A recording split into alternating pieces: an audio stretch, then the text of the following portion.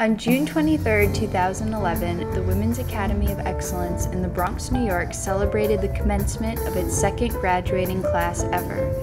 Thanks to the Jazz Foundation of America's Jazz in the Schools program, the band Jazzberry Jam was there, not only to perform at the ceremony, but to send off the students they had been working with throughout the school year teaching Jazz Appreciation 101. Without the Jazz Foundation, there would have been no music program at this school at all.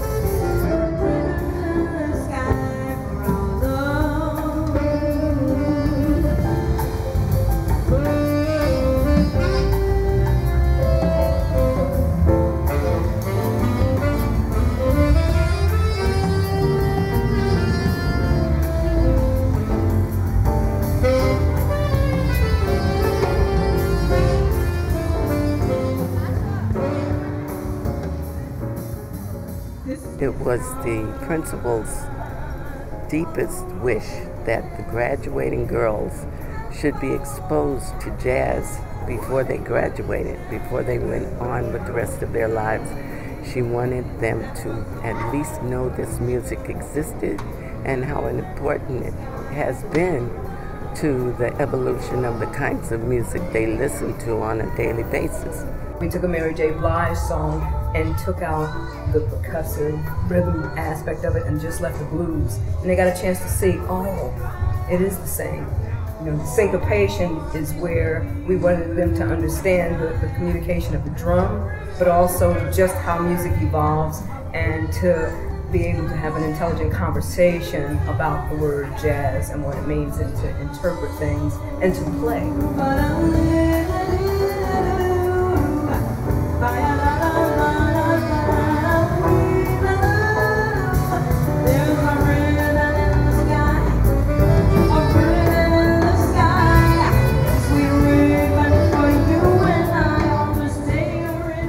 The Jazz Foundation's Jazz in the Schools program creates dignified work opportunities for elder masters of jazz and blues who now have fewer options due to age, illness, or lack of work. The program offers them a way to earn their own assistance through community service gigs, playing free concerts which introduce thousands of public school children to live jazz and blues. The program has created work for musicians in need in 17 states across the country.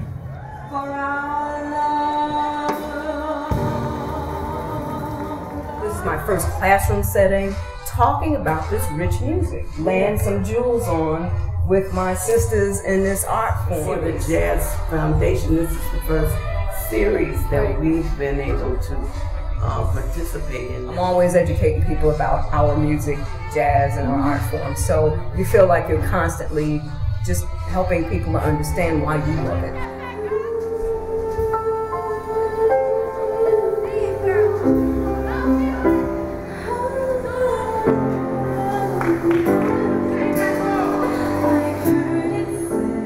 It was really nice to be taught by actual jazz musicians instead of teachers, because they've had more experience. Instead of a teacher just going to a class and like, oh, I went to a class for jazz, I can teach you.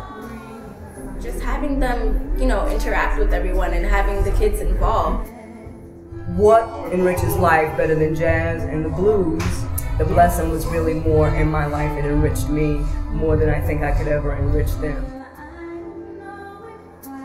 I walk into a room and see them, and we spark and we connect as human beings that we did the job.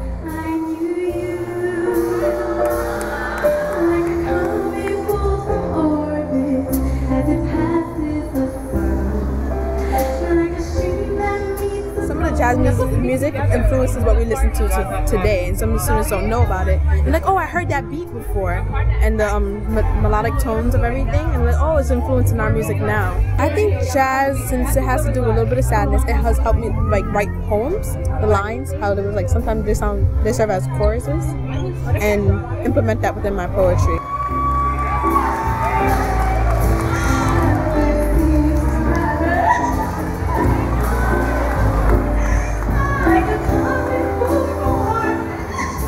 If you get emotional, I'll be happy, because then I know the song touched, moved, and inspired you.